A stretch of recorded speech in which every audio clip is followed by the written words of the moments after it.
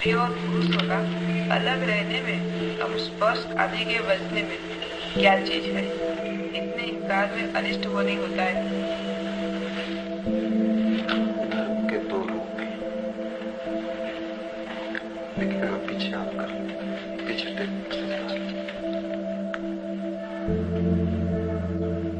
धर्म के दो रूप हैं,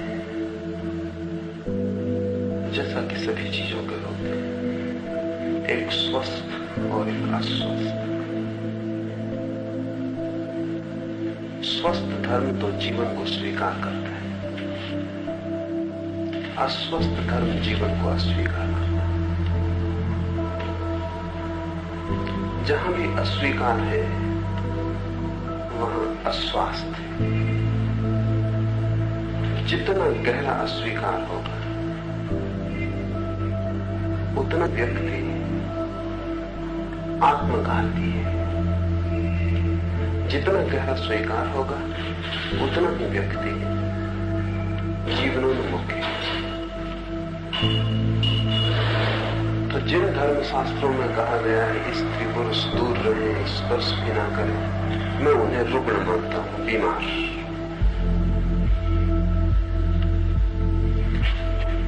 स्वस्थ तो मैं उस बात को मानता हूं जो जीवन में जीवन की जो सहजता है, जो जीवन का निसर्ग भाव है, उसका जहां अंगीकार हो। तो ऐसे धर्म शास्त्र भी हैं जो स्त्री पुरुष के बीच किसी तरह की कलह, द्वंद्व और संघर्ष नहीं करते। उन्हीं तरह के धर्म शास्त्रों का नाम तंत्र है। और मेरी मान्यता यह है कि जितनी गहरी पहुंच तंत्र की है जीवन के संबंध में, उतनी इन क्षुद्र शास्त्रों की नहीं है जहां निषेध किया गया। मैं तो समर्थन में नहीं, क्योंकि मेरी मान्यता ऐसी है कि जगत और परमात्मा दो नहीं है। परमात्मा जगत की ही गहनतम अनुभूति है, और मोक्ष कोई संसार के विपरीत नहीं है, बल्कि संसार के अनुभव में ही जाग जाने का नाम है। तो मैं पूरे जीवन को स्वीकार करता हूं, उसके समस्त रूपों में। स्त्री पुरुष इस जीवन के दो अनिवार्य अंग हैं, और एक अर्थ में पुरुष भी अधूरा है और एक अर्थ में स्त्री भी अधूरी है। उनकी निकटता जितनी गहन हो सके उतनी ही ऐक्य का अनुभव शुरू होता है। तो मेरी दृष्टि में स्त्री पुरुष के प्रेम में परमात्मा की पहली झलक उपलब्ध होती है, और जिस व्यक्ति को स्त्री पुरुष के प्रेम में परमात्मा की पहली झलक उपलब्ध नहीं होती, उसे कोई भी झलक होनी उपलब्ध मुश्किल है। स्त्री पुरुष के बीच जो आकर्षण है वो अगर हम ठीक से समझे तो जीवन का ही आकर्षण है, और गहरे समझे तो स्त्री पुरुष के बीच का जो आकर्षण है वो परमात्मा की ही लीला का हिस्सा है, उसका ही आकर्षण है। तो मेरी दृष्टि में उनके बीच के आकर्षण में कोई भी पाप नहीं है। लेकिन क्या कारण से स्त्री पुरुष को कुछ धर्मों ने, कुछ धर्म शास्त्रों ने, कुछ धर्म गुरुओं ने एक शत्रुता का भाव पैदा करने की कोशिश की? गहरे में एक ही कारण है। मनुष्य के अहंकार पर सबसे बड़ी चोट प्रेम में पड़ती है। जब एक पुरुष एक स्त्री के प्रेम में पड़ जाता है या एक स्त्री एक पुरुष के प्रेम में पड़ती है, तो उन्हें अपना अहंकार तो छोड़ना ही पड़ता है। प्रेम की पहली चोट अहंकार पर होती है, तो जो अति अहंकारी है वो प्रेम से बचेंगे। बहुत अहंकारी व्यक्ति प्रेम नहीं कर सकता, क्योंकि वो दांव पे लगाना पड़ेगा। प्रेम का मतलब ही है कि मैं अपने से ज्यादा मूल्यवान किसी दूसरे को मानता हूं। उसका मतलब ही यह है कि मेरा सुख गौण है, अब किसी दूसरे का सुख ज्यादा महत्वपूर्ण, और जरूरत पड़े तो मैं अपने को पूरा मिटाने को राजी हूं ताकि दूसरा बच सके। और फिर प्रेम की जो प्रक्रिया है उसका मतलब ही है कि एक दूसरे में लीन हो जाना। शरीर के तल पर यौन भी इसी लीनता का उपाय है, शरीर के तल पर। प्रेम और गहरे तल पर इसी लीनता का उपाय है, लेकिन दोनों लीनता है, एक दूसरे में डूब जाना और एक हो जाना, एक फ्यूजन, फासला मिट जाए और कहीं मेरा मैं खो जाए, अस्तित्व रह जाए, मैं का कोई भाव न रहे। तो प्रेम से सबसे ज्यादा पीड़ा उनको होती है जिनको अहंकार की कठिनाई है। तो अहंकारी व्यक्ति प्रेम नहीं कर सकता। अहंकारी व्यक्ति प्रेम के भी विरोध में हो जाएगा और अहंकारी व्यक्ति काम के भी विरोध में हो जाएगा। ऐसे अहंकारी व्यक्ति अगर धार्मिक हो जाए तो उनसे जिस धर्म का जन्म होता है वो रुग्ण धर्म है, और ऐसे अहंकारी व्यक्ति अक्सर धार्मिक हो जाते हैं क्योंकि उन्हें जीवन में अब कहीं जाने का उपाय नहीं रह जाता। जिसका प्रेम का द्वार बंद है उसके जीवन का भी द्वार बंद हो गया, और जिसे प्रेम का अनुभव नहीं हो रहा है उसके जीवन में दुख ही दुख रह गए। अब इस दुख से उबरने के लिए कोई रास्ता खोजेगा। वो प्रेम में खो नहीं सकता तो अब वो कहीं और खोने का रास्ता खोजेगा। तो वो परमात्मा की कल्पना करेगा, मोक्ष की कल्पना करेगा, लेकिन उसका परमात्मा और मोक्ष अनिवार्य रूप से संसार के विरोध में होगा, क्योंकि वो संसार के विरोध में है। संसार से मतलब वो प्रेम के विरोध में है, शरीर के विरोध में है। तो उसका जो परमात्मा है उसकी कल्पना का वो विपरीत होगा संसार के, एक अर्थ में संसार का दुश्मन होगा। ऐसा जो आदमी धार्मिक हो जाए तो रुग्ण धर्म पैदा होता है, और ऐसे लोग अक्सर धार्मिक हो जाते हैं। ऐसे लोग शास्त्र भी लिखते हैं, ऐसे लोग अपने विचार का प्रचार भी करते हैं, और दुनिया में बहुत दुखी लोग हैं। वो इस आशा में कि इस तरह के विचारों से आनंद मिलेगा वो भी इस तरफ झुकते हैं, और दुनिया में सभी के पास थोड़ा बहुत अहंकार है। तो जिनके भी अहंकार को थोड़ी बढ़ावा पाने की इच्छा हो वो भी इस ओर झुक जाते हैं। अहंकारी आदमी हमेशा आक्रामक होता है, तो वो अपने धर्म को लेकर भी आक्रमण करता है दूसरों पर, उनको कन्वर्ट करता है, उनको समझाता, बुझाता, बदलता है।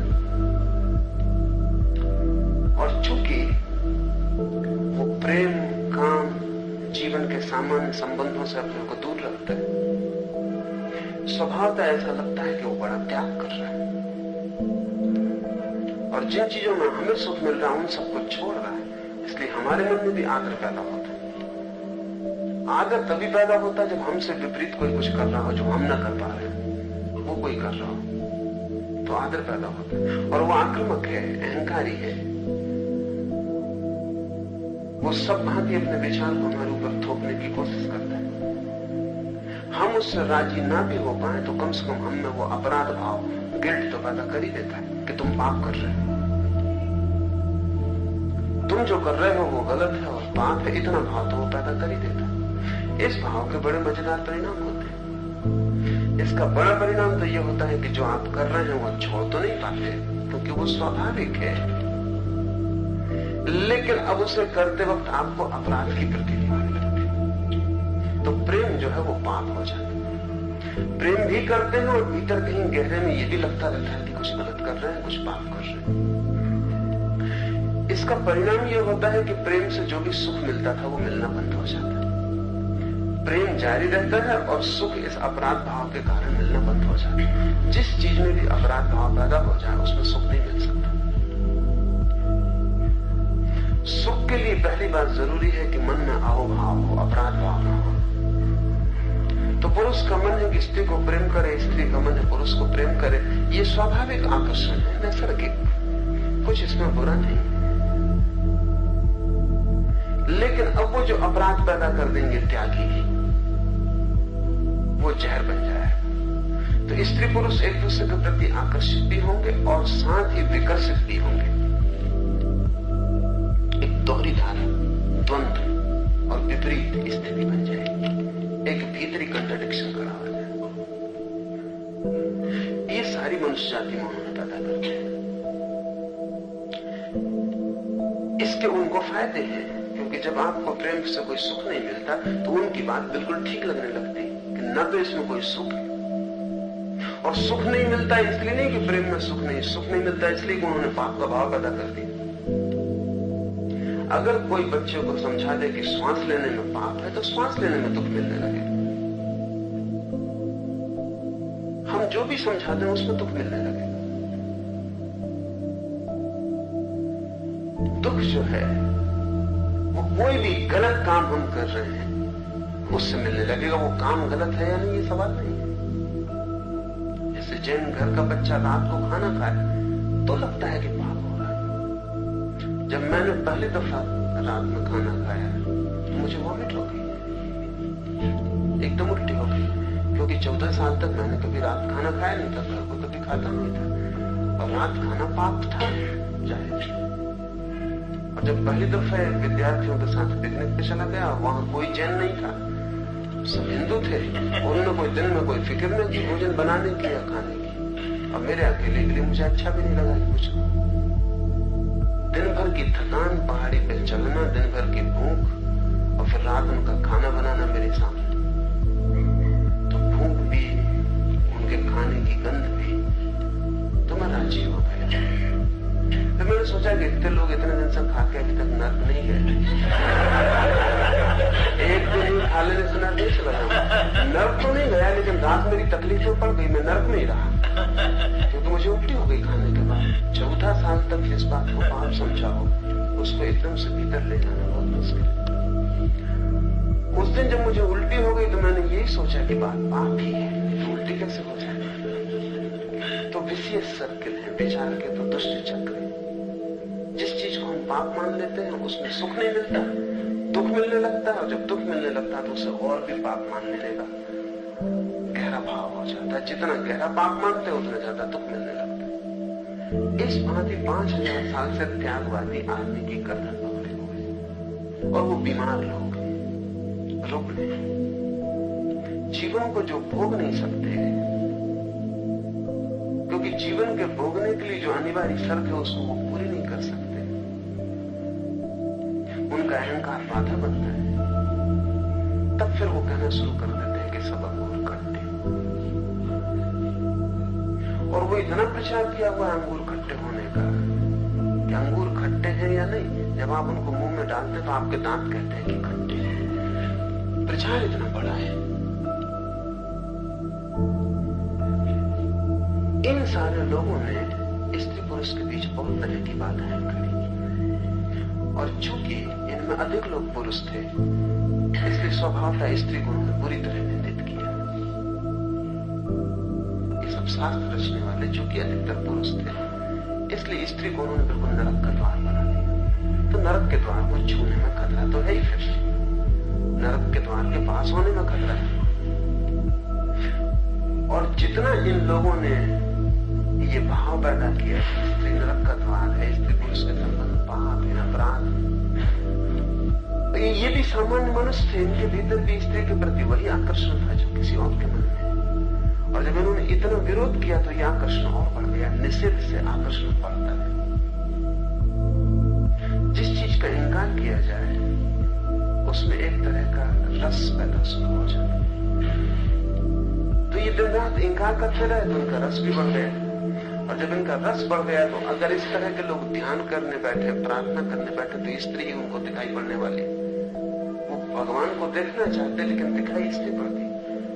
तब स्वभावतः उनको और भी पक्का होता चला गया कि स्त्री ही नरक का द्वार है। काम भगवान को जब भी पाने जाना चाहते तभी स्त्री बीच में आ जाती। सारे ऋषि मुनियों को स्त्रियां सताती।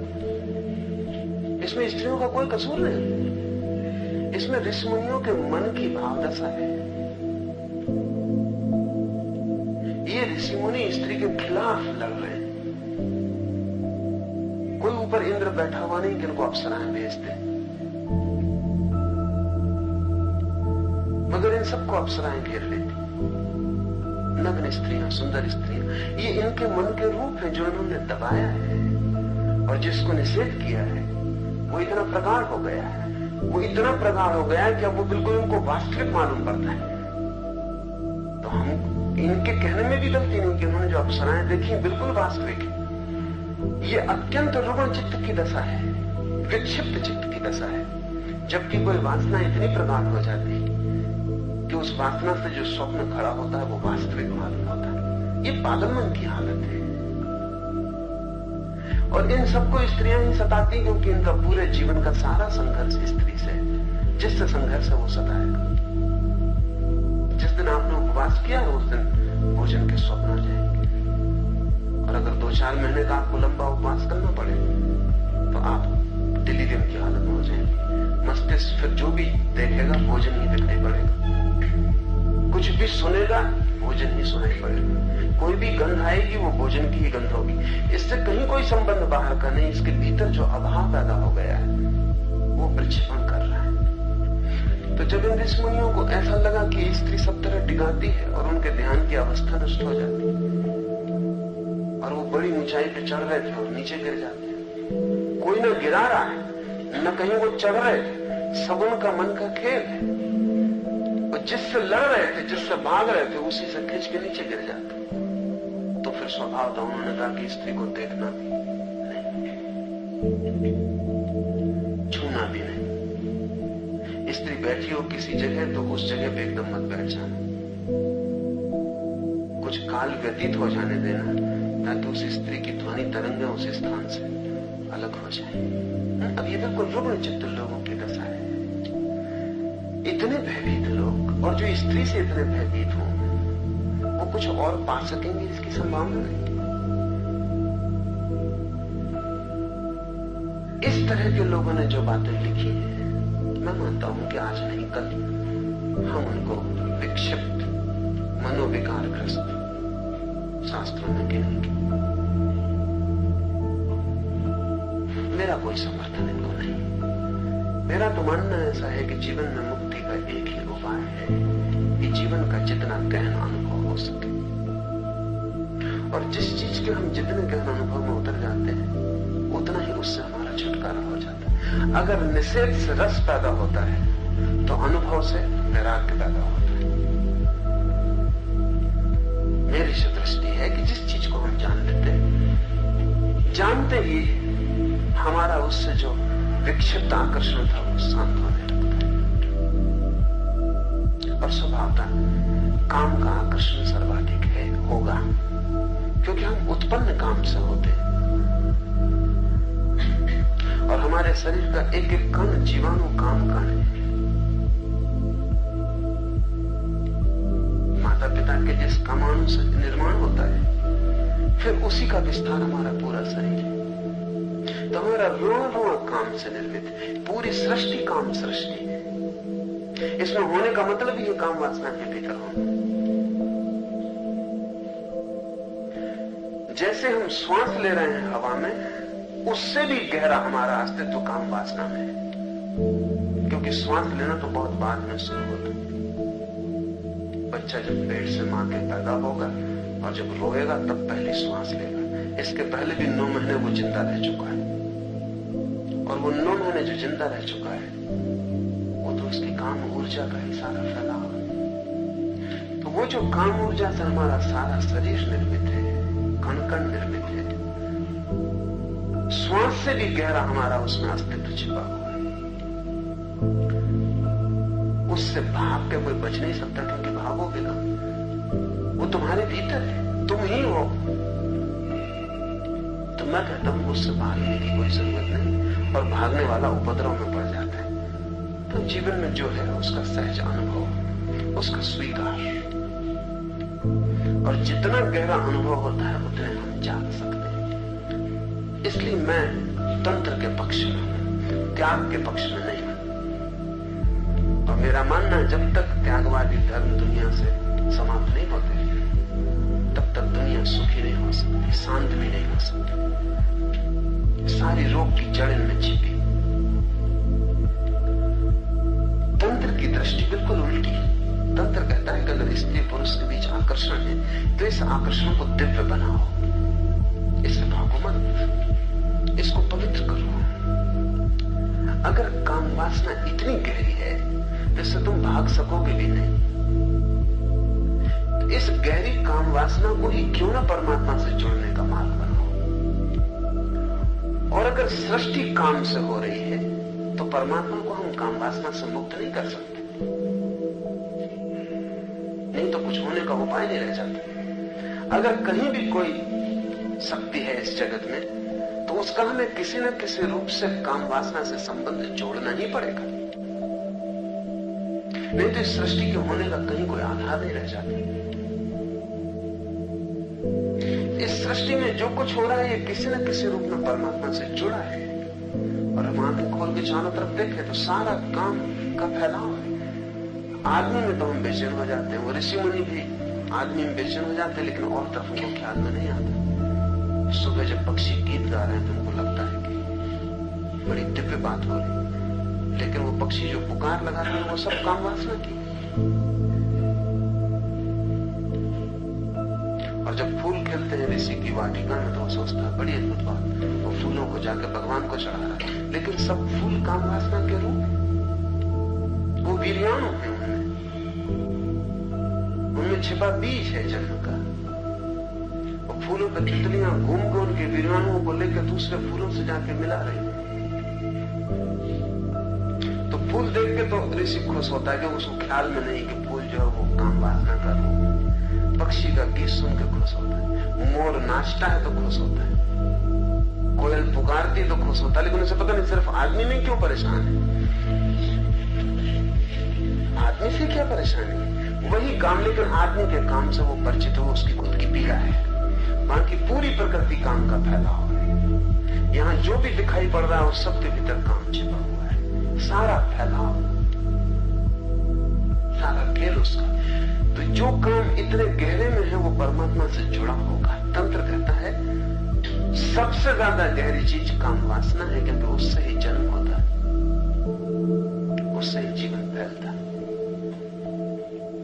तो इस गहरे तंतु का हम उपयोग कर लें, इस तंतु से लड़े ना, बल्कि इस तंतु को धारा बना लें जिसमें हम बह जाएं। और काम वासना को अगर कोई धारा बना ले, ध्यान बना ले, समाधि बना ले, तो दोहरे परिणाम होते हैं। वो जो ऋषि निरंतर चाहता है त्यागवादी कि छुटकारा हो जाए, वो भी हो जाता है। और दूसरा परिणाम ये होता है कि ये व्यक्ति काम वासना से भी छूट जाता है और काम वासना के कारण अहंकार से भी छूट जाता है। तंत्र की साधना ही स्वस्थ साधना है। तो मैं तो विरोध में नहीं हूं, न तो मैं विरोध में हूं कि स्पर्श से बचे हूं, न बच सकते। ऐसा ऊपर से बचेंगे तो भीतर अप्सराएं सताएंगे, उससे इस पृथ्वी की स्त्रियों में कुछ ज्यादा उपद्रव नहीं। बचने की बात ही मैं मानता हूं गलत है। भागना क्यों, डरना क्यों? जीवन जैसा है उसके तथ्य में जागरूक होना है। अगर मेरे मन में किसी चीज के प्रति आकर्षण है तो मैं इस आकर्षण को समझने की कोशिश करूं, क्या है ये आकर्षण, क्यों है ये आकर्षण, और इस आकर्षण को मैं कैसे सृजनात्मक करूं कि इससे मेरा जीवन खिले और विकसित हो, ये मेरा विध्वंस न बन जाए, और इस आकर्षण का मैं उपयोग कैसे करूं, ये सवाल है। तो इस आकर्षण का गहरा उपयोग ध्यान के लिए हो सकता है। और स्त्री पुरुषों की सन्निधि बड़ी मुक्तिदायी हो सकती है। अगर कभी ऐसा हुआ कि मनुष्य और ज्यादा समझदार, और ज्यादा विचारपूर्ण हुआ, तो हम स्त्री पुरुष के बीच की सारी बाधाएं तोड़ देंगे। स्त्री पुरुष के बीच की बाधाएं तोड़ते ही हमारे 90% बीमारियां पीड़ित हो जाएंगी, क्योंकि उन बाधाओं के कारण सारे रोग खड़े हो रहे हैं, हमको दिखाई नहीं पड़ता। और चक्र ऐसा है कि जब रोग खड़े होते हैं तो हम सोचते हैं और बाधाएं खड़ी करो ताकि रोग खड़े ना हो। अब मैं एक गांव में था और कुछ बड़े विचारक और संत साधु मिलकर अश्लील पोस्टर विरोधी एक सम्मेलन कर रहे। तो उनका ख्याल है कि अश्लील पोस्टर लगता है दीवार पर, इसलिए लोग काम वासना से परेशान रहते हैं, जबकि हालत दूसरी, लोग काम वासना से परेशान है इसलिए पोस्टर में मजा है। पोस्टर कौन देखेगा? पोस्टर को देखने कौन जा रहा है? पोस्टर को देखने वही जा रहा है जो स्त्री पुरुष के शरीर को देख ही नहीं सका, जो शरीर के सौंदर्य को नहीं देख सका, जो शरीर की सहजता को अनुभव नहीं कर सका, वो पोस्टर देख रहा है। पोस्टर इन गुरुओं की कृपा से लग रहे हैं क्योंकि ये इधर स्त्री पुरुष को मिलने जुलने नहीं देते, पास नहीं होने देते। तो इसका परवर्टेड विकृत रूप है कि कोई गंदी किताब पढ़ रहा है, कोई गंदी तस्वीर देख रहा है, कोई फिल्म बना रहा है, क्योंकि आखिर ये फिल्म कोई आसमान से नहीं टपकती, लोगों की जरूरत है। इसलिए सवाल ये नहीं कि गंदी फिल्म क्यों, सवाल ये कि लोगों में जरूरत क्यों है। ये तस्वीर जो पोस्टर लगती कोई ऐसे मुफ्त पैसा खराब करके नहीं लगाता है, इसका कोई उपयोग है। इसे कहीं कोई देखने को तैयार है, मांग है इसकी। वो मांग कैसे पैदा हुई? वो मांग हमने पैदा की, स्त्री पुरुष को दूर कर करके वो मांग पैदा करती। अब वो मांग को पूरा करने जब कोई जाता है तो हमको लगता है कि गड़बड़ हो रही, तो उसको और बाधाएं डालो। उसको जितनी हम बाधाएं डालेंगे वो नए रास्ते खोजता मांग, क्योंकि मांग तो अपनी पूर्ति मांगती है। तो मैंने उनको कहा कि अगर सच में चाहते हो कि पोस्टर विलीन हो जाए तो स्त्री पुरुषों के बीच की बाधा कम करो, क्योंकि मैं नहीं देखता आदिवासी समाज है जहां स्त्री पुरुष सहज है, करीब करीब नग्न है, वहां कोई पोस्टर लगाए या कोई पोस्टर में रस ले। जब पहली दफे ईसाई मिशनरी ऐसे कबीलों में पहुंचे जहां लोग नग्न थे तो उनको ये भरोसा ही नहीं आया कि कोई नग्न स्त्री में भी रस ले सकता है, क्योंकि रस लेने का कोई कारण नहीं। जब तक हम वस्त्रों में ढांके हैं और दीवारें और बाधाएं खड़ी किए तब रस पैदा होगा। रस पैदा होगा तो हम सोचते हैं कि और डर पैदा हो रहा है जिसको रोको। मनुष्य की अधिक उलझन इसी भांति है कि जो सोचता है कि सीढ़ियां हैं सुलझाव की, वही उपद्रव है, वही बाधा है। तो मैं तो मानता हूं कि बच्चे बड़े हों, साथ बड़े हों, लड़के और लड़कियों के बीच कोई फासला न हो, साथ खेलें, दौड़ें, बड़े हों, साथ स्नान करें, तैरें, ताकि स्त्री पुरुष के शरीर की नैसर्गिक प्रतीति हो और वो प्रतीति कभी भी रुग्ण न बन जाए और उसके लिए कोई बीमार रास्ते न खोजने पड़े। और ये बिल्कुल उचित ही है, ये उचित ही है कि पुरुषों की स्त्री के शरीर में उत्सुकता हो, स्त्री की पुरुषों के शरीर में उत्सुकता हो, ये बिल्कुल स्वाभाविक है। और इसमें कुछ भी कुरूप नहीं है और कुछ भी अशोभन नहीं है। अशोभन तो तब होता है जो हमने किया है उससे अशोभन हो गई बात। अब जिस स्त्री से मेरा प्रेम हो उसके शरीर में मेरा रस होना स्वाभाविक है, नहीं तो प्रेम ही नहीं होगा। लेकिन एक अनजान स्त्री को रास्ते पर मैं धक्का मार दूं भीड़ में, ये अशोभन है। लेकिन इसके पीछे ऋषि मुनियों का हाथ है। जिस स्त्री से मेरा प्रेम है उसे मैं अपने करीब निकट ले लूं, उसका आलिंगन करूं, ये समझ में आने वाली बात है, इसमें कुछ बुरा नहीं है। लेकिन जिस स्त्री को मैं जानता ही नहीं, जिससे मेरा कोई लेना देना नहीं है, रास्ते पे मौका भीड़ मिल जाए तो मैं उसको धक्का मारूं, उस धक्के में कुछ बीमार बात है। वो धक्का क्यों पैदा हो रहा है? वो धक्का किसी जरूरत की कमी है। जिससे प्रेम हो सकता है उसको मैं कभी पास नहीं ले पाता, वो रुग्ण हो गई मेरी वृत्ति। अब मैं धक्का मारने में भी रस ले रहा हूं, तो भीड़ में धक्का मार के चला गया तो भी समझो कि कुछ सुख पाया, और सुख इसमें मिल नहीं सकता। ग्लानि मिलेगी मन को, निंदा मिलेगी, अपराध का भाव पैदा होगा, तो मैं समझूंगा कि मैं पाप कर रहा हूं, और जितना मैं समझूंगा मैं पाप कर रहा हूं उतना स्त्री मेरे बीच का फासला बढ़ता जाएगा, और जितना फासला बढ़ेगा इसको मिटाने की मैं बेहूदी कोशिश करूंगा, और ये चलता रहेगा।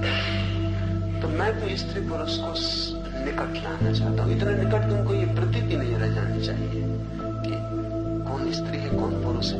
स्त्री पुरुष होना 24 घंटे का बोध नहीं होना चाहिए, वो बीमारी है अगर इतना बोध बना रहता है। स्त्री पुरुष होना 24 घंटे का बोध नहीं होना चाहिए।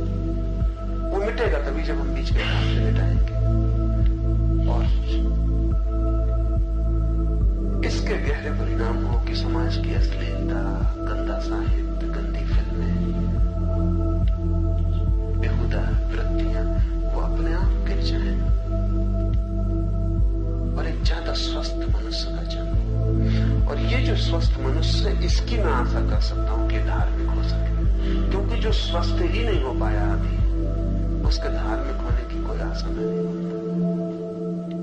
तो एक तो धर्म है जो अधर्म से भी बुरा है, अस्वस्थ धर्म, उससे तो अधर्म ठीक।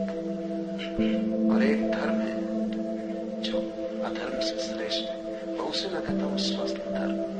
जीवन की समझ, प्रतीति, अनुभव, होश, इससे पैदा हुआ धर्म।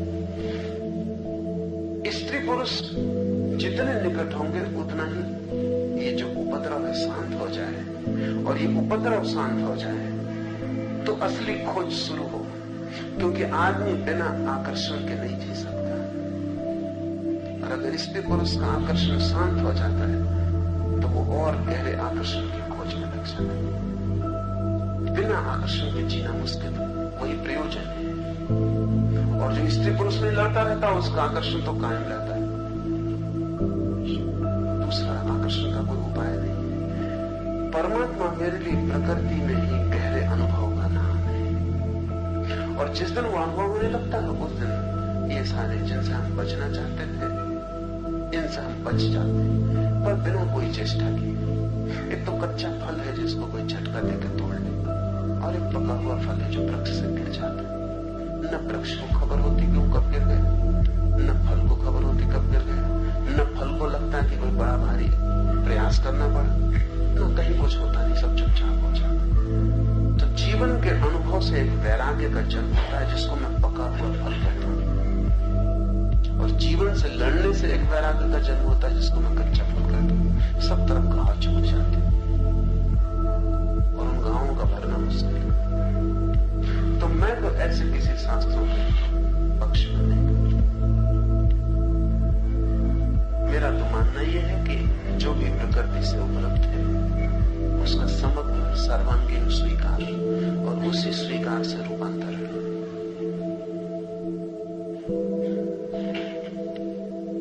और यही रूपांतरण गहरा हो सकता है। संघर्ष में मेरा भरोसा है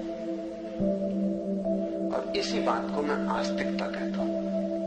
सब त्यागियों को मैं नास्तिक कहता हूं,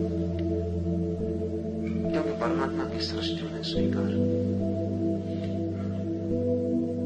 और जिनको परमात्मा की सृष्टि स्वीकार नहीं, वो परमात्मा भी उन्हें मिल जाएगा तो स्वीकार करेंगे, मैं नहीं मानता।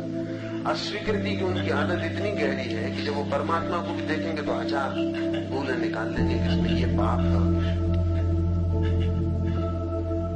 सोपेनहॉर ने कहीं कहा है कि हे परमात्मा, तू तो मुझे स्वीकार, तेरी सृष्टि स्वीकार। लेकिन अगर परमात्मा स्वीकार है तो उसकी सृष्टि अनिवार्य रूप में स्वीकृत हो जाती है। और अगर उसकी सृष्टि स्वीकार नहीं है तो बहुत गहरे में हम उसे भी स्वीकार नहीं कर सकते। कैसे स्वीकार करेंगे? फिर या तो हम परमात्मा से ज्यादा समझदार हो गए, उससे ऊपर अपने को रखते हैं कि हम उसमें भी चुनाव करते हैं। मेरा कोई चुनाव नहीं। मैं तो मानता हूं जो प्रकट है वो अप्रगट का ही हिस्सा है। जो दिखाई पड़ रहा है उसके पीछे ही अदृश्य छिपा हुआ है। थोड़ी परत में भीतर प्रवेश करने की जरूरत है। और प्रेम जितना गहरा जाता है इस जगत में, कोई और चीज इतनी गहरी नहीं जाती। मैं छुरा मार सकता हूं आपकी छाती में, वो उतना गहरा नहीं जाएगा जितना मेरा प्रेम आपके भीतर गहरा जाएगा। तो प्रेम से गहरा तो कुछ भी नहीं जाता। इसको ही जो छोड़ देता है वो थोड़ा सतह पर रह जाता है।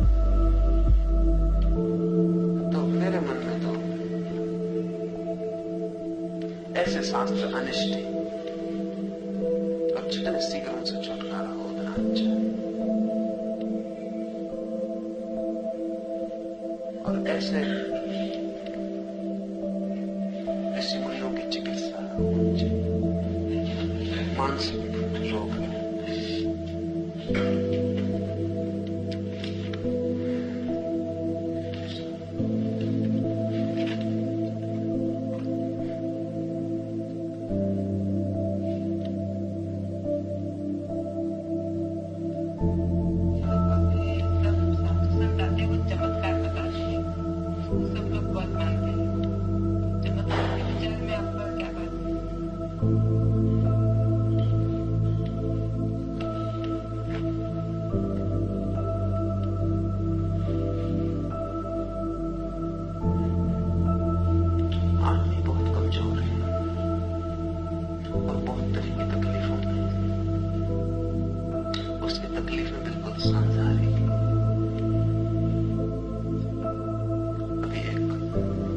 सामान्य आदमी ही नहीं, सुशिक्षित जिनको हम विशेष कहें वो भी।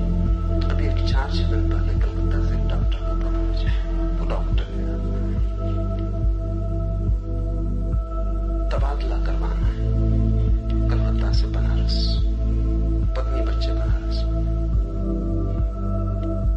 तो मुझे लगता है कि मैं सब तरह की पूजा पाठ करवा चुका, साधु संतों के सब तरह के दर्शन कर चुका, सैकड़ों रुपए भी खर्च हो चुका है इस पर, लेकिन अभी तक मेरा तबादला नहीं हुआ। तब आखिरी आपकी शरण आता हूं कि तबादला करवाना, नहीं तो मेरा भगवान से भरोसे उठ जाए।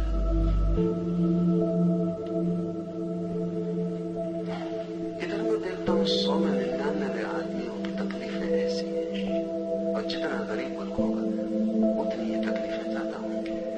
किसी को नौकरी नहीं, किसी को बच्चा नहीं, किसी को बीमारी है, किसी को कोई तकलीफ है, 1000 तरह की तकलीफें। ये जो तकलीफों से भरा हुआ आदमी है, ये चमत्कार की तलाश करता है। अगर कोई चमत्कार कर रहा है तो इसे एक आशा बनती है कि शायद इसकी तकलीफ भी दूर हो सकती, और तो सब आशा छूट गई है, और ये सब उपाय कर चुका है, कुछ होता दिखाई से पड़ता नहीं। लेकिन अगर ये देख ले कि कोई आदमी हवा में से प्रबोध दे रहा है, तो फिर इसे भरोसा आता है कि अभी भी कुछ आशा है, मुझे भी लड़का मिल सकता जब हवा से प्रबोध आ सके। तो साधु के चमत्कार से बच्चा भी आ सके, और अगर हाथ से सोना आता है और घड़ियां आ जाती हैं, तो फिर क्या दिक्कत कि मेरा तबादला ना हो जाए, मुझे नौकरी ना मिल जाए। गरीब समाज है, दुखी पीड़ित समाज है, और जब तक लोग दुखी हैं तब तक कोई ना कोई चमत्कार से शोषण करेगा। सिर्फ ठीक संपन्न समाज हो तो चमत्कार का असर कम हो जाए। जितनी तकलीफों की उतना चमत्कार का परिणाम होगा। फिर चमत्कार क्या है? एक तरफ तो ये दुखी पीड़ित लोग हैं जिनका शोषण किया जा सकता है आसानी से, ये हाथ फैलाए खड़े कि इनका शोषण करो, और इनका शोषण एक ही तरह से किया जा सकता है कि इनकी वासनाओं की तृप्ति की कोई आशा बंधे। तो वो आशा कैसे बंधे? अगर कोई बुद्ध महावीर हो तो वो तो आशा बंधाता नहीं, वो तो उल्टे इस आदमी को कहता है कि तुम्हारे दुखों का कारण तुम ही हो, तो तुम दुख के बाहर कैसे जाओगे उसका मैं रास्ता बता सकता हूं, लेकिन जिन कारणों से तुम दुखी हो उनको पूर्ति करने का मेरे पास कोई उपाय नहीं। लेकिन बुद्ध महावीर के प्रति ये आदमी आकर्षित नहीं होंगे, इनकी वासना ही वो नहीं है। एक आदमी ताबीज निकाल देगा, उसके प्रति आकर्षित होंगे, इनकी वासना के लिए रास्ता मिलता है। और ताबीज निकालना इतना आसान काम है कि साथ तो मदारी कर रहा है उसको, जिसको हम 2 पैसा देने को भी राजी नहीं, और वही मदारी का साधु बन के खड़ा हो जाए तो फिर हम उसके चरणों में सिर रखने को और सब कुछ रखने को राजी। तो गरीबी है, दुख है और मूढ़ता है। और मूढ़ता ये है कि साधु कर रहा है तो चमत्कार है, और गैर साधु कर रहा है तो मदारी, और जो वो कर रहे हैं वो बिल्कुल एक चीज है, उसमें जरा भी फर्क नहीं। बल्कि मदारी ईमानदार है और ये साधु बेईमान है। क्योंकि मदारी बेचारा कह रहा है कि खेल है। यही उसकी भूल है, मूढ़ों के बीच इतना साफ होना ठीक नहीं, इतना सच्चा होना यही उसकी गलती है। क्यों कह रहा है ये खेल है, इसमें हाथ की तरकीब है कि आप भी चाहें तो सीख सकते हैं, कर सकते हैं। बात खत्म हो गई, तो फिर हमें कोई रस नहीं है उसमें। हमें खुद में तो कोई रस है ही नहीं, जो हम भी कर सकते हैं उसमें कोई बात नहीं रहती। ये मदारी बताने को तैयार है कि कैसे हो रहा है। ये मदारी परीक्षा ली जाए इसके लिए तैयार है। वो आपका साधु ना तो परीक्षा के लिए तैयार है, न किसी तरह के वैज्ञानिक शोध के लिए राजी है। लेकिन फिर कारण क्या है, हम उसको इतना मूल्य देते हैं, मदारी को नहीं देते, क्योंकि मदारी से हमारी वासना की कोई पूर्ति की आशा नहीं बनती। ठीक है, हाथ का खेल, बात खत्म हो गई। अगर मैं हाथ के खेल से ताबीज निकाल रहा हूं तो बात खत्म हो गई। ठीक है, बात मुझसे क्या आपको मिलेगा, और कोई हाथ के खेल से बच्चा तो पैदा नहीं हो सकता, न नौकरी मिल सकती, न धन आ सकता, न मुकदमा जीता जा सकता, कुछ नहीं हो सकता, न आपकी बीमारी दूर हो सकती। हाथ का खेल तो हाथ का खेल है, ठीक है, मनोरंजन, बात खत्म हो गई। जब मैं ये दावा करता हूं कि हाथ का खेल नहीं है, चमत्कार है, दिव्य शक्ति है, तब आपकी आशा बनती, फिर आपकी आशा का शोषण होता है। तो मैं मानता हूं जो भी साधु चमत्कार करते हैं उनसे ज्यादा असाधु व्यक्ति खोजने कठिन, क्योंकि असाधुता और क्या होगी इसके कि लोगों का शोषण हो और उनकी मूढ़ता का लाभ और धोखा। एक भी चमत्कार ऐसा नहीं है जो मदारी नहीं करते, और अंधेपन की सीमाएं नहीं है। सच तो यह है कि मदारी जो करते हैं वो आपके कोई साधु नहीं कर सकते, और जो आपके साधु करते हैं वो तो कोई का मदारी कोई भी करता है, और जो मदारी करते हैं वो आपका कोई साधु नहीं कर सकता। फिर भी तो इसके पीछे कोई कारण है। ये मैं समझा भी दूं तो मैं ये मानता नहीं कि मेरे समझाने से कोई चमत्कार में आस्था रखने वाले में कोई फर्क पड़ने वाला, कोई फर्क नहीं, क्योंकि ये समझाने का सवाल ही नहीं है। उसकी जो वासना है वो तकलीफ दे रही, उसके भीतर जो वासना है उसका प्रश्न है कि वो कैसे हल हो। अब ये जो आदमी है डॉक्टर जिसने मुझे लिखा, इसको मैं कितना ही समझाऊं, इससे कोई फर्क नहीं पड़ने वाला, क्योंकि समझाने से तबादला तो होगा नहीं। समझाने का एक ही परिणाम होगा कि मुझे हाथ जोड़कर किसी और की तलाश करेगा, कोई उपाय नहीं, क्योंकि आदमी, इस आदमी को कुछ मालूम नहीं है, बात खत्म हो गई। इतना ही इसको परिणाम होगा और कोई परिणाम होने वाला, ये किसी और की तलाश करेगा। दो चमत्कार के तलाशी है, और हमारे मुल्क में ज्यादा होंगे क्योंकि बहुत दुखी मुल्क, बहुत पीड़ित मुल्क, अति कष्ट में, इतने कष्ट में ये शोषण आसान है। मगर मेरा मानना ऐसा है कि धर्म से चमत्कार का कोई लेना देना नहीं, क्योंकि धर्म का वस्तुतः आपकी वासना से कोई लेना देना नहीं। धर्म तो इस बात की खोज है कि वो घड़ी कैसे आए जब सब वासनाएं शांत हो जाए, कैसे वो क्षण आए जब मेरे भीतर कोई चाह न रह जाए, क्योंकि तभी मैं शांत हो पाऊंगा। जब तक चाह है तब तक अशांति रहेगी, चाह ही अशांति। तो धर्म की तो पूरी चेष्टा ये है कि कैसे आपके भीतर वो भाव दशा बन जाए जहां कोई चाह नहीं, कोई मान नहीं। उस घड़ी ही अनुभव होगा जीवन की परम धन्यता का। तो चमत्कार से क्या लेना देना है, धर्म का कोई लेना देना चमत्कार से। और सब चमत्कार मदारी के लिए, जो ना समझ मदारी है वो बेचारे सड़कों पर करते हैं, जो समझदार है, चालाक है, होशियार है, बेईमान है, साधु के वेश में कर रहे हैं।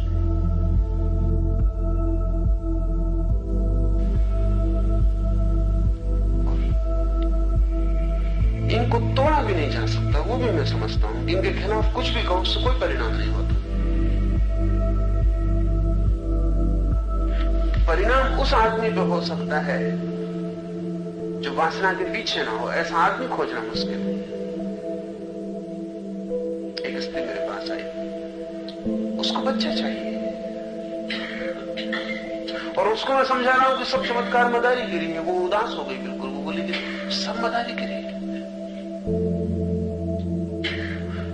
उसको दुख हो रहा है मेरी बात सुन के। तो मुझे खुद ही ऐसा अनुभव होने लगा कि मैं पाप कर रहा हूं जो उसको मैं समझा रहा हूं। क्योंकि हो बच्चा न हो बच्चा, होने की आशा में तो वो अपना दौड़ धूप कर रही है, चल रहा है। तो उसने कहा तू मेरी बात की फिक्र मत कर, और तू वैसे भी नहीं करेगी।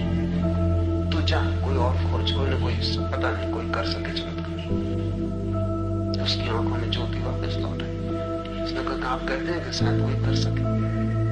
ये हमारे विश फुलफिलमेंट है। भीतर हमारी इच्छा है कि ऐसा हो, चमत्कार होने चाहिए, ऐसा हम चाहते हैं।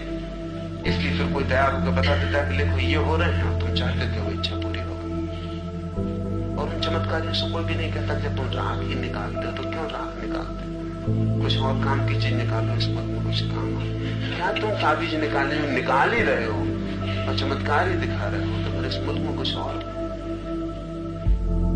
चीजों की जरूरत है। और इससे क्या फर्क पड़ता है जब राख निकल सकती है, ताबीज निकल सकता है, घड़ी निकल सकती है। तो जब एक तरकीब तुम्हारे हाथ ही आ गई तब कुछ भी निकल सकता है। अगर एक बूंद पानी को हम भाप बना सकते हैं तो फिर हम पूरे सागर को भाप बना सकते हैं। नियम की बात है। जब नियम मेरे हाथ में आ गया कि शून्य से राख बन जाती है, तब क्या दिक्कत है? कोई दिक्कत नहीं। ये चमत्कार दिखाने वाले इस मुल्क में दिखा रहे हैं हजारों साल चमत्कार, और ये मुल्क रोज बीमारी और गरीबी और दुख में टपता जाता और मरता जाता, और ये दिखा के चले जाते। इनकी वजह से इनके चमत्कार की वजह से गरीबी नहीं मिटती। मेरा मानना है गरीबी की वजह से इनके चमत्कार चलते हैं।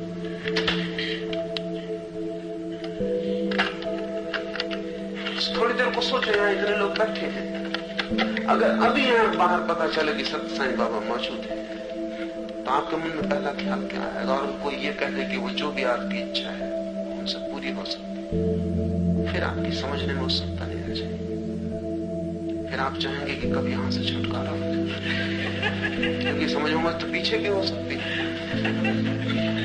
आपको तत्काल क्या ख्याल आएगा अगर आपको पता चले कि बाहर साईं बाबा खड़े होकर आपकी इच्छा पूरी कर सकते हैं? तो आपको जो पहला ख्याल आएगा वो ये नहीं आएगा कि चमत्कार मदारीगिरी है। पहला ख्याल आपको ये आएगा कि आपकी वासना क्या है। फौरन आपको आपकी वासना हो जाएगी मन में, तो फिर ठीक है, चल के मैं इतनी मांग करी। आदमी जी रहा है अपनी वासनाओं से। वासनाग्रस्त आदमी चमत्कार नहीं होता ऐसा मान नहीं सकता। ये तकलीफ है उसका। वो चाहता है कि चमत्कार होते हो। अगर एक साईं बाबा गलत हो तो कोई फिक्र नहीं, ये आदमी गलत होगा, लेकिन कहीं कोई ना कोई चमत्कार कर रहा होगा, कोई दूसरा ठीक होगा। मेरे पास लोग आते हैं, वो कहते हैं ये गलत होंगे वो गलत होंगे, लेकिन कोई तो ठीक होगा।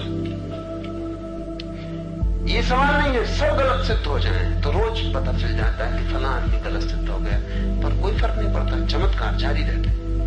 आ गलत होता है तो बा करता है, बा गलत होता है तो सा करता है। कोई ना कोई करता है, कोई ना कोई देखने वाला तैयार है।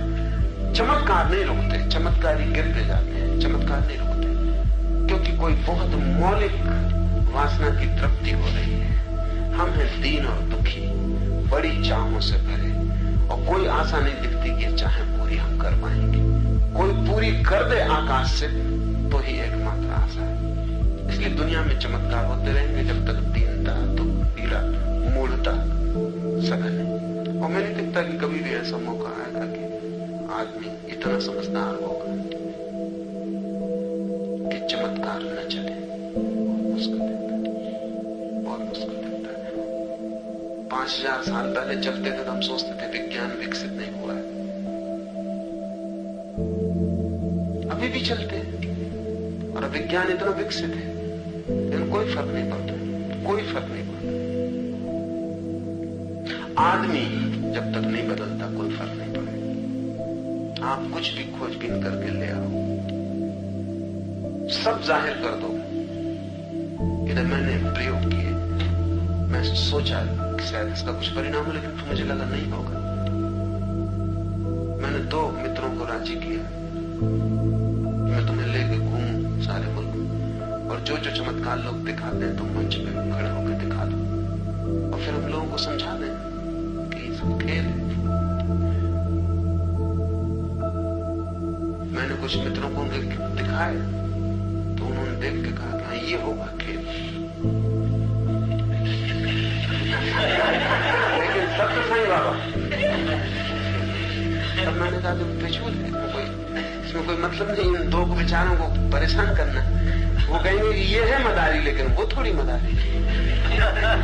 क्या किया जा सकता है इसमें? कोई उनका ये रक्षा कर रहे हैं ऐसा भी नहीं, इनको कोई लेना देना नहीं, लेकिन इनकी वासना ये चाहते हैं कि कहीं तो कोई कर रहा हो चमत्कार जो सच्चा है, बस इनकी चाह है।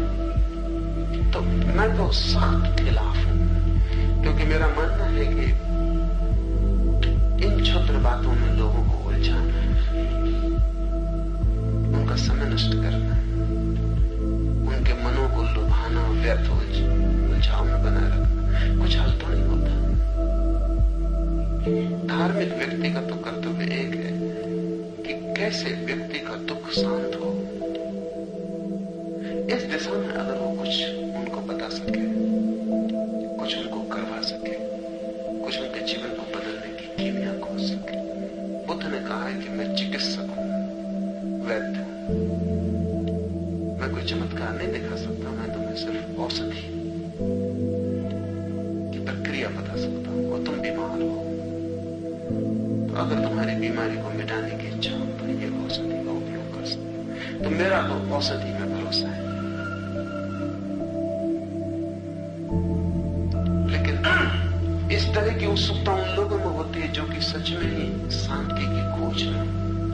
अब जो इस खोज में ही नहीं है उसके लिए तो फिर मैं मानता हूं कि इतनी बड़ी दुनिया है, उसमें बहुत तरह के लोग, उसमें कोई चमत्कार देखना चाहता है तो उसको देखने का हक है, और कोई दिखाना चाहता है उसको दिखाने का हक है। और दोनों मजा ले रहे हैं तो हम क्यों बीच में बाधा डाल रहे हैं?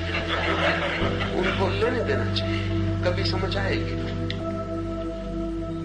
इसमें जो देख रहे हैं उनका तो जीवन खराब हो रहा है, जो दिखा रहे हैं उनका और बुरी तरह खराब हो रहा है। क्योंकि देखने वाले तो शायद कभी जग भी जाएं कि छोड़ो कहां के खेल में पड़े। वो जो दिखाने वाला है उसके अहंकार की इतनी तृप्ति होती रहती, उसे ख्याल भी नहीं होता। तो मेरे लिए तो साईं बाबा जैसे दया के पात्र, दैनी, उनका जीवन तो बिल्कुल मिट्टी में जा रहा है। धर्म का कोई संबंध चमत्कार से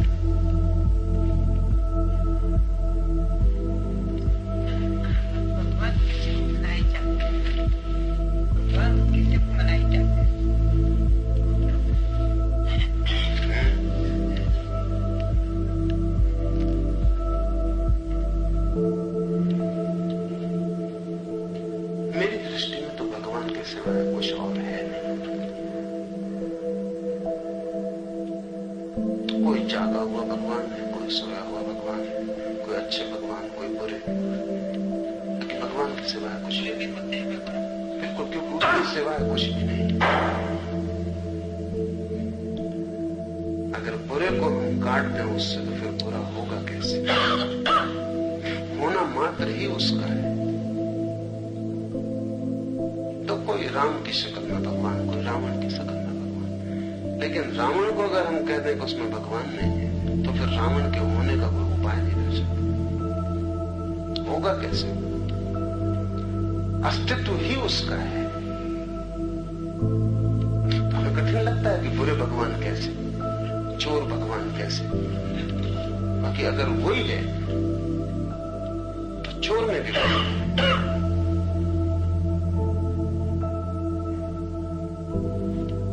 उसका ही होना अगर सच है तो फिर कोई चीज उसके बाहर नहीं। आमतौर से हमारी धारणा ऐसी कि भगवान कहीं कोई साथ में आकाश में बैठा हुआ कोई व्यक्ति सारी दुनिया को चला रहा। ये बचकाना, इसका कोई मूल्य नहीं। भगवान से मेरा अर्थ है अस्तित्व, होना मात्र। और जिस दिन भी कोई शुद्ध होने को समझ लेता है, अपनी उपाधियों से हटके, अपने रोगों से हटके, जिस शुद्ध होने को थोड़ा समझ लेता है, वही भगवान हो गया। ये हमारा मुल्क अकेला मुल्क है जिसने हिम्मत पूर्वक ये कहा है कि सभी में भगवान।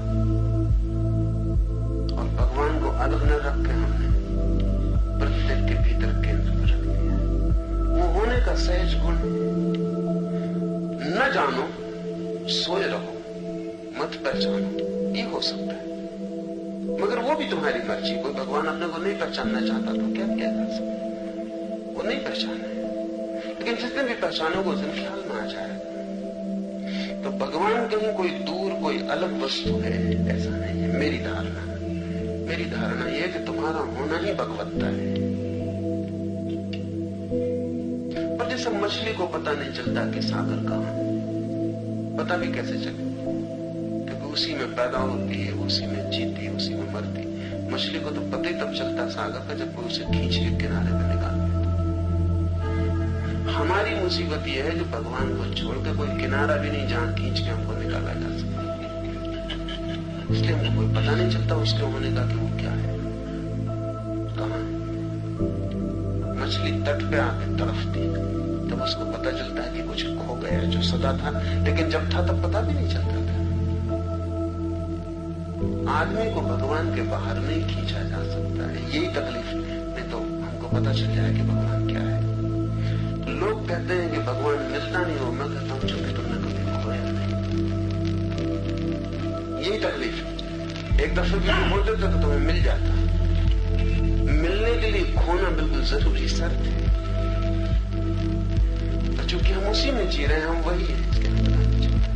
फिर मेरे मन में चूंकि मैं देखता हूं कि बुरा भी वही है, बुराई के प्रति भी मेरे मन में कुछ बुरा भाव नहीं रह जाता। ये इसको मैं एक आध्यात्मिक रूपांतरण की कीमिया मानता हूं। अगर ये मेरा ख्याल हो कि सभी वही है, तो जिसको हम बुरा कहते हैं वो भी वही है, तो फिर बुराई के प्रति भी बुराई का कोई भाव नहीं रह जाता। ठीक है, वो भी ठीक है, शायद वो भी अनिवार्य हिस्सा है, शायद उसके बिना भी जगत नहीं हो सकता। जैसे अंधेरे के बिना प्रकाश नहीं हो सकता और मृत्यु के बिना जीवन नहीं हो सकता, शायद इसी तरह रावण के बिना राम भी नहीं हो सकता। शायद परमात्मा के होने के ढंग में ये दोनों बातें साथ साथ सम्मिलित हैं कि जब भी वो राम होगा तो रावण भी होगा, नहीं तो नहीं हो सकता। तो ये द्वंद्व जो हमें इतना विपरीत दिखाई पड़ता है, कहीं भीतर जुड़ा हुआ है। थोड़ा रावण को अलग कर ले राम की कथा से, और राम के प्राण निकल जाते। रावण के बिना क्या बल है कथा में बचेगा। एक रावण को हटा ले तो पूरी रामायण व्यर्थ हो जाती।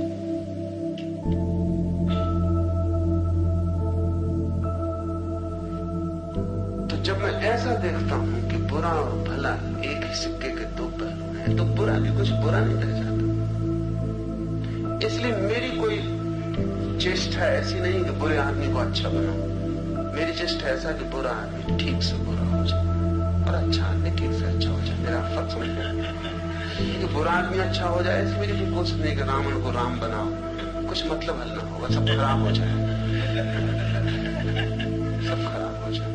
और कुछ न कहो कि रावण को एक दिन राम बन जाए तो राम को बेचारों को तत्काल रावण बनना पड़ेगा, क्योंकि इसके सिवा कोई उपाय नहीं, उपाय नहीं। तो रावण अच्छा रावण हो, शानदार, पूरी तरह प्रकट हो, और राम पूरी तरह प्रकट हो अपनी प्रतिभा में, तो ये खेल का पूरा रूप आ जाए। तो मैं नहीं कहता किसी को तुम ऐसे हो जाओ, मैं कहता हूं तुम जो हो वही तुम पूरी तरह हो जाओ। कोई ढांचा नहीं देता कि ऐसे बनो, क्योंकि मैं कौन ढांचा देने वाला है। तुम जो बन सकते हो वही बनो, उसमें पूरी तरह संलग्न हो जाओ। और कैसे पूरी तरह संलग्न हो सकते हो वो मैं जरूर कहता हूं। और जिस दिन तुम जो हो वही बन जाओगे, उस दिन तुम्हें परमात्मा की प्रतीति हो जाएगी। क्योंकि जिस दिन तुम पूरे खिलोगे अपने व्यक्तित्व में, वही अनुभव है उसका। व्यक्ति का पूरा खिल जाना है, उसके भीतर जो छिपा है उसका पूरा पकड़ियों तक फैल जाना है, अनुभव है। तो मेरे लिए भगवान तो सभी है।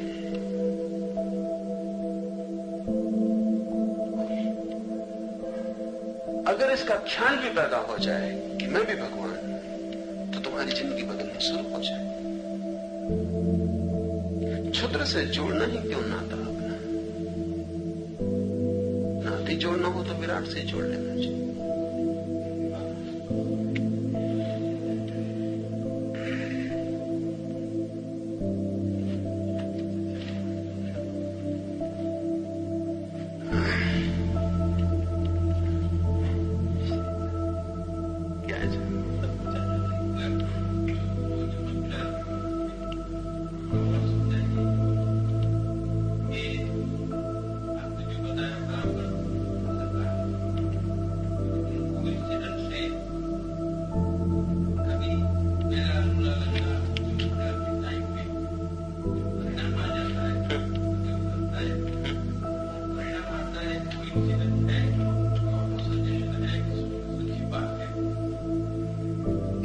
बहुत से कारण हो सकते हैं, लेकिन चमत्कार नहीं है। चमत्कारिक भी मालूम हो, चमत्कार नहीं। आदमी के मन के बहुत से नियम हैं जिनका हमें होश नहीं है,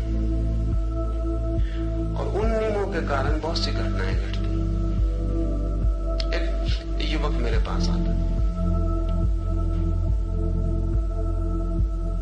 पहली दफा जब आया तो किसी डॉक्टर ने भेजा, उसके पेट में दर्द था और डॉक्टर ने इलाज कर करके परेशान हो गए। तो उसने तो सिर्फ अपनी बला टाली, क्योंकि उस डॉक्टर ने मुझे कहा कि तो बड़ी मुश्किल बात होगी। मैं तो इसको इसलिए हटाया कि ये रोज मेरे दवाखाने में बैठ जाता और इसकी वजह से दूसरे मरीजों को बुरा असर पड़ता, क्योंकि ये कहता कि साल भर हो गया अभी तक ठीक नहीं। तो मैंने उसके हाथ जोड़े, कहा कि तू उनके पास जा, उनसे ही ठीक होगा, तुमसे ठीक नहीं होने वाला। सिर्फ बला टालने के लिए आपके पास भेजा था और ये ठीक हो गए। वो मेरे पास आया और कहा कि मुझे अपने हाथ का छुआ हुआ पानी दे दे। डॉक्टर ने कहा बात क्या? उसने कहा बात कुछ नहीं की, साल भर में पेट की तकलीफ। और जिसको डॉक्टर ठीक ना कर पाया हो वो फिर चमत्कार से ठीक होता है, क्योंकि डॉक्टर ठीक नहीं कर पाया उसका मतलब ये कि शरीर में कोई रोग नहीं, तो डॉक्टर ही ठीक कर लेता। ऐसी कोई बात नहीं थी। रोग सिर्फ मन में है, उसको सिर्फ ख्याल है कि पेट में दर्द है।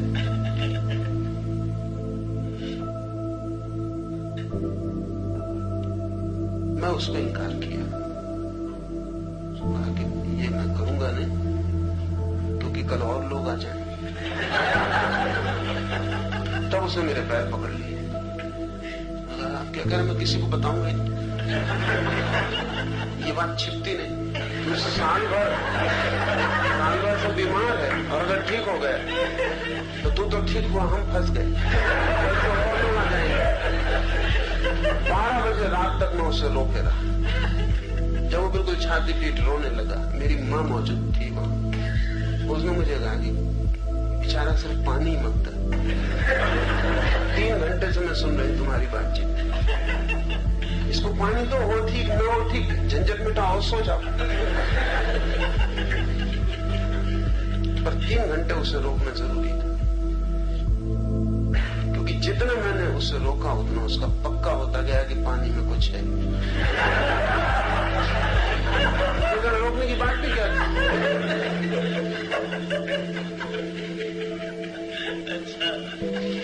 मजबूरी में मैंने उसे दिया। मैंने कहा कि तू कसम खा किसी को बताएगा नहीं अपने घर में। जब उसने कसम खा ली तब मैं उसे पानी दिया। पानी पीते से बोला करेगा, मेरा दर्द तो चला गया। और दर्द उसका चला गया। न तो कोई संयोग है, न कोई चमत्कार है, उसका एक वहम था। और वहम को निकलने के लिए एक ही उपाय है, किसी पे भरोसा आ जाए, और कोई उपाय नहीं। वहम के निकलने का एक ही उपाय है कि उससे बड़ा वहम पैदा हो जाए। उसका वहम था कि पेट में दर्द है, उसका वहम है कि मैं चमत्कारी हूं। ये बड़ा वहम है। और जो झूठा पेट में दर्द पैदा कर ले, वो झूठा चमत्कारी न पैदा कर ले, इसमें कठिनाई क्या है? उसका ही खेल, मेरा कोई लेना देना नहीं। कल तक वो पेट में दर्द पैदा कर रहा था, डॉक्टर को साल भर तक जिसने हराया। वो कोई छोटा मोटा आदमी नहीं है, वहम पैदा कर सकता है। और दर्द जैसा वहम पैदा कर लिया जिसमें दुख ही पाए, तो ये तो बड़ा सुखद था मामला। उसने घूंट अंदर नहीं गया, उसने कहा गजब, ये तो चमत्कार हो गया। उसने कहा कि वो कसम वसम मैं नहीं मानूंगा, क्योंकि मेरी माँ की तबीयत खराब है। और आप जान के हैरान होंगे कि वो एक बोतल रखने लगा जिसको मुझसे छुआ के ले जाता और मरीजों को ठीक करने लगा, क्योंकि उसको देख के मरीज, उसका पूरा मोहल्ला जानता था कि वो तो क्रॉनिक मरीज है, वो कोई ठीक होने वाला प्राणी नहीं। वो ठीक हो गया तो उससे लोग मांगने लगे किस तरकीब से, और अनेकों को वो ठीक करने लगा। अब मैं उसको समझाऊंगी तो समझाने का कोई उपाय नहीं, तो वो ठीक हो गया। और ठीक होने का एक नियम है, 100 में से 90 बीमारियां मानसिक है। 90 बीमारियां तो चमत्कार से ठीक हो ही सकती। वो जो 10 बीमारियां हैं जो मानसिक नहीं है, उनका भी चमत्कार से असर हो सकता है, आपको भुलाई जा सकती है। जैसे कि झूठी बीमारी पैदा हो सकती है, वैसी सच्ची बीमारी भूल सकती है। हिप्नोसिस में 2 तरह के प्रयोग हैं। अभी किसी को सम्मोहित किया जाए और एक खाली कुर्सी रख दी जाए। जब वो सम्मोहित हो तब उसको कहा जाए कि खाली कुर्सी पर उसका कोई परिचित व्यक्ति आके बैठ गया, फिर उससे कहा आंखें खोलो, वहां कुर्सी खाली है, वो देखेगा बराबर की फलां आदमी बैठा हुआ है। जो नहीं है वो दिखाई पड़ रहा है। इससे उल्टा भी हो जाता है, जो कुर्सी पे बैठा हुआ है उसको कहो वो कुर्सी खाली, यहाँ कोई नहीं, फिर उससे आंख खोल के कहो उसको दिखाई नहीं पड़ेगा। हमारा मन जो देखना चाहे वो न हो तो भी दिखाई पड़ सकता है, और हमारा मन जो देखना न चाहे तो जो हो वो भी नहीं दिखाई पड़ेगा। अब इसके लिए जरूरी है कि बहुत गहरी आस्था का भाव पैदा हो जाए। चमत्कारी व्यक्ति उतना ही काम कर रहा है कि वो उतना भरोसा दिलवा रहा है कि ठीक। अब इसमें कठिनाइयां ये है कि अगर चमत्कारी व्यक्ति, जैसे मैंने ये बात आपसे कह दी, अब आपके पेट में दर्द हो तो मैं कुछ नहीं कर सकता,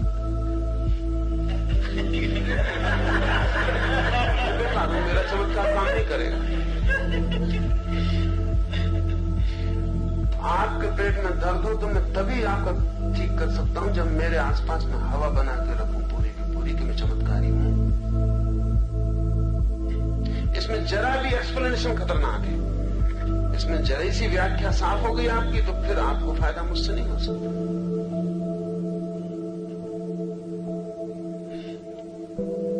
आपको फायदा इसी आधार पर हो सकता है कि मैं चमत्कारी हूं, मैं फायदा करता हूं।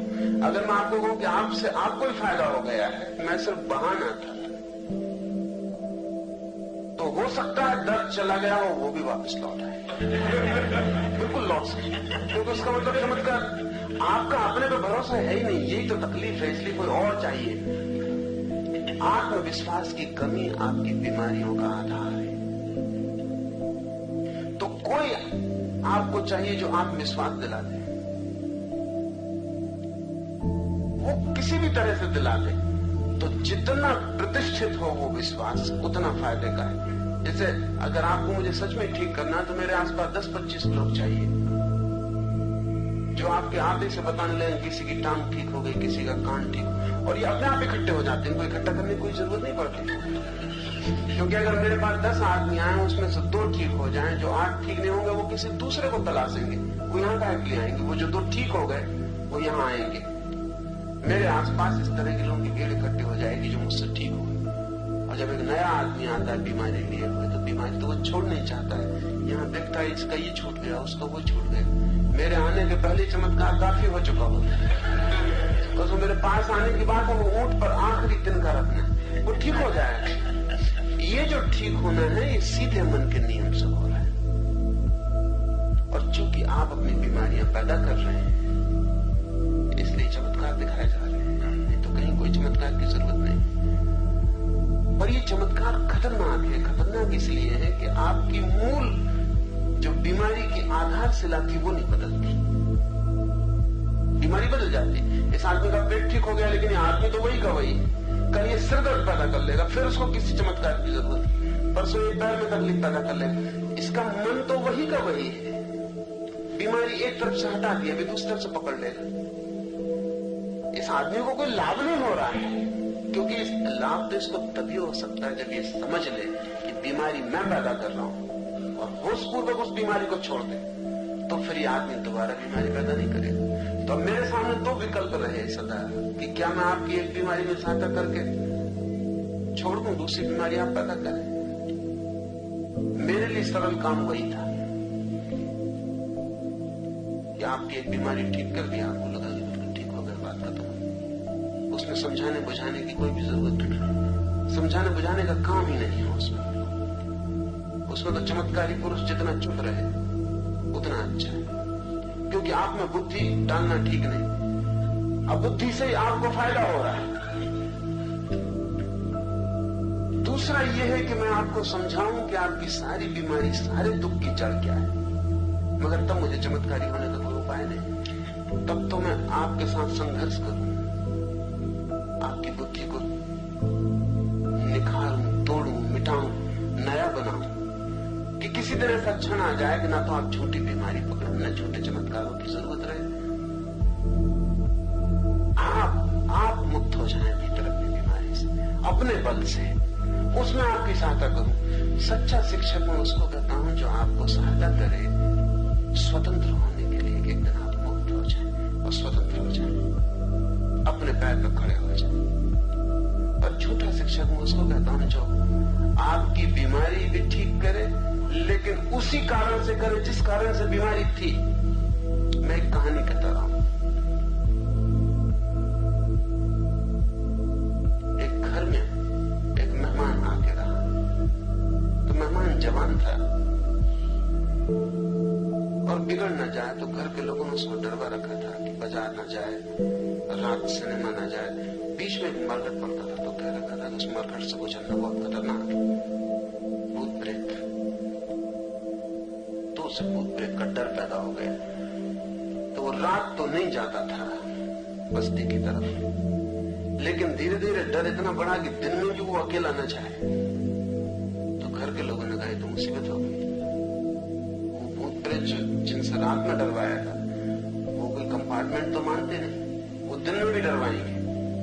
डर ही तो कारण था, डर पकड़ गया। वो रात में तो दिन में भी कहेंगे कोई साथ चलो, तो वो बस्ती में जाएगा अंदर। तो फिर उन्होंने कहा कोई उपाय करना पड़ेगा, एक फकीर के पास ले गए। उस फकीर ने कहा कि इसमें कोई दिक्कत की बात नहीं, ये ताबीज में बांधे देता हूं, इस ताबीज की इतनी ताकत है कि कोई भूत तेरे पास नहीं आ सकता। तो बिल्कुल ताबीज पहन के मरघट से निकल जाए। ताबीज पहन के वो आदमी मरघट से निकले, वहां कोई भूत तो था नहीं, कोई आया भी नहीं, लेकिन वो समझा कि ताबीज। अब वो ताबीज के बिना 1 मिनट न रहे, क्योंकि ताबीज अगर रात छोड़ के भी रख दे तो उसे घबराहट लगे कि कहीं भूत प्रेत पास में आते हैं। अब वो ताबीज की मुसीबत हो गई। मगर बीमारी वही की वही है। भूत प्रेत से डरता था, ताबीज से डरने लगा कि कहीं ताबीज खो जाए, कोई ताबीज चुरा ले, या ताबीज गिर जाए, या ताबीज के साथ कोई अशिष्टता हो जाए, या ताबीज अपवित्र हो जाए, या कुछ हो जाए।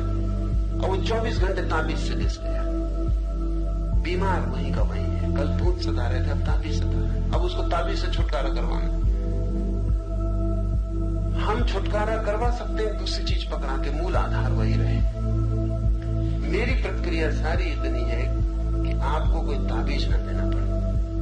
आपकी बीमारी है तो चाहे थोड़ी देर लगे, मुश्किल पड़े, कोई फिक्र नहीं, उससे भी प्रभाव आएगी। लेकिन बीमारी जाए, नई बीमारी बिना पकड़े, इसको ही मैं कहूंगा कि असली चमत्कार है। बाकी सब धोखाधड़ी है। और मन इतनी कुशलता से खड़ा करता है कि हमें ख्याल नहीं। खोज कहती है कि 100 में से केवल 3 सांप में जहर होता है, 97 सांपों में जहर होते ही नहीं। लेकिन आदमी 3% से ज्यादा मरते हैं। कोई भी सांप काटे तो मरने का डर पैदा होता है। और जहर है नहीं उसमें, आप मरते कैसे? सांप में जहर है ही नहीं और आदमी काटा और आदमी मर गएगा। आदमी सांप से कम मरता है, सांप ने काटा इससे मरता है। असली जहर सांप में नहीं, आदमी के मन में कि सांप ने काट खाया, फिर चाहे चूहे ने काटा, इससे कोई फर्क नहीं पड़ता, आदमी मर जाएगा। इसलिए सांप झाड़ा जा सकता है क्योंकि कोई जहर तो होता नहीं। 97 मौके पर सांप का झाड़ने वाला सफल होगा। जहर तो होते नहीं, आदमी का कोई वास्तविक कारण नहीं है मरने का, सिर्फ ये ख्याल। तो मेरे एक मित्र जो सांप झाड़ने का काम करते, उन्होंने सांप पाल रखे। तो ये जरूरी है। जब उनके लड़के को सांप ने काट खाया तो भागे मेरे पास आए, तो आप कुछ करो। मैंने कहा तुम तो न मालूम कितनों के झाड़ चुके। उन्होंने कहा वो काम इस पर नहीं करेगा, लड़का जानता है। वो जो तरकीब है वो लड़का जानता है, ये ज्ञान के साथ ये खराबी। उस लड़के से मैंने पूछा तू क्यों घबरा रहा है? तेरे बाप उनको मुझे पता है, मुझ पर नहीं चलेगा उनका काम, क्योंकि मैं खुद ही उनका सांप छोड़ता हूं। वो जब सांप कोई काटता है तो सांप उन्होंने पाल रखी, तो भारी मंत्र पढ़ेंगे और मुंह से फंसू कर गिरेगा, फिर वो चिल्लाएंगे, चीखेंगे, फिर वो सांप को आवाज देंगे, फिर जिस सांप ने काटा वो सांप आएगा, बाहर दरवाजे से चलता हुआ अंदर आएगा। जब वो मरीज देखता है काटा हुआ सांप आ गया, वो भी चमत्कार हो जाता है। जिस सांप ने काटा था कभी कभी 6-6 घंटे लग जाते, क्योंकि सांप बहुत दूर है। जब वो आए तब फिर सांप आता है, वो सांप आकर बिल्कुल कपने लगता है, सिर पटकने लगता है जाल झाड़ने वाले के सामने। तो मरीज आते तो ठीक हो ही था, उसका गजब का चमत्कार। फिर वो सांप को कहते हैं कि वापस जहां उसको काटा है उसको वापस उसको खून पियो, तो सांप मुंह लगा के वहां से, वो सब ट्रेन सांप है, 2-4 बूंद खून की टपकाती होकर जहर उसने वापस दे दिया। उनके लड़के को काट लिया, तो वो लड़का गया कि हम खुद ही छोड़ते इसलिए बड़ी मुसीबत, और बाप भी गए कि मेरा काम नहीं चलेगा, इसमें आप कुछ करो। तो इस सारे चमत्कार की दुनिया में आपकी वो बीमारियां दूर हो रही हैं जो कभी थी ही नहीं। इसका ये मतलब नहीं कि आप तकलीफ नहीं पा रहे थे, आप तकलीफ पा रहे थे, आप मर भी जाते, ये भी हो सकता है। और लाभ आपको पहुंचाया जा रहा है, इसलिए लाभ पहुंचाने वाले को दोष देने का भी कोई कारण नहीं।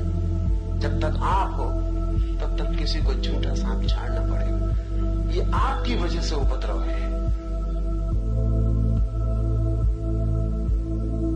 आप जान के हैरान होंगे कि ऐसी घटनाएं घटी हैं। बहुत प्रसिद्ध घटना है सूफी सुन्नत के बाबत। वो निरंतर कहा करता था कि उसने एक आदमी को मरते देखा, वो एक कॉफी हाउस में बैठा हुआ था और गपशप कर रहा था, कुछ लोग और बैठे हुए थे, और एक आदमी आया। उस कॉफी हाउस के मालिक ने कहा, अरे तुम अभी जिंदा हो? आदमी ने कहा, क्या बात करते, तुमको किसी ने कहा कि मैं मर गया? उसने किसी ने कहा नहीं, हमने सोचा हुआ था, भूल गए। साल भर पहले जब तुम यहाँ रुके थे तो तुम्हारे साथ 3 आदमी और रुके थे उस रात यहाँ, चारों ने रात जो खाना खाया था यहाँ वो विषाक्त हो गया। तुम तो आधी रात उठ के चले गए, तुम्हें कहीं जाना था यात्रा पर, बाकी 3 मर गए। तो हम यही सोचते थे कि तुम मर गए होंगे। वो साल भर बाद वापस लौटा, ये सुनते वो बेहोश होकर गिर पड़ा। वो जो आदमी था साल भर पहले चुनने ने लिखा, जब मैंने उसको बेहोश होते गिरते देखा तो मुझे दुनिया के सब चमत्कार समझ में आ गए। ये जो आदमी है ये गिर पड़ा,